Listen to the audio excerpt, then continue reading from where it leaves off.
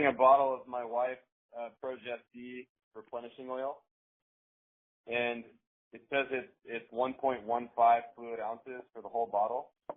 What are your thoughts as far as like how much, like let's say a pregnant woman would want to take each time she took some of the Progesterone? Katharina Dalton divided her patients into those who had in the whole pregnancy received, I think it was under or around 1,000 milligrams divided up into her weekly injections, and those who had received at least 1,500 milligrams per pregnancy.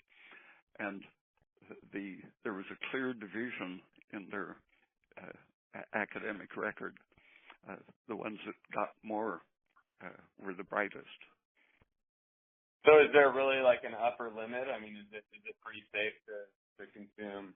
I think it's kind of a statistical thing. Hers was a clear division statistically, but when you look at individual analysis of women who have the preeclampsia symptoms, other people studying them and watching the effects of progesterone found that in about a third of the women with preeclampsia from the low thyroid, high estrogen, and low progesterone, about a third of them, one injection was all it took to get the system back to normal, and their symptoms were resolved for the whole pregnancy.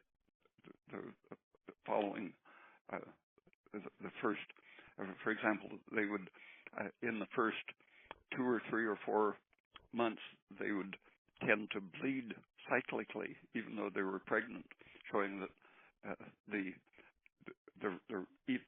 placenta wasn't making enough progesterone to prevent the breakthrough bleeding, even though there was a placenta developing. And in a third of them, one injection was all it took to reestablish full progesterone production for the remaining part of the pregnancy. Another part took a second or more injections to get back to the stable condition. So it varies. Sometimes a single dose will normalize the whole pregnancy, but to be sure, I think it's best to check frequently to see if your progesterone estrogen ratio and thyroid function are on the curve where they should be. Progesterone should rise steadily in a healthy pregnancy from conception straight up to the day before delivery or the day of delivery.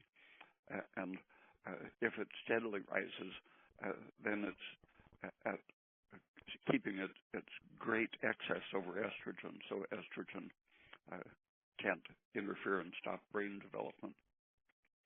Is that something that can be pretty easily tested? Yeah.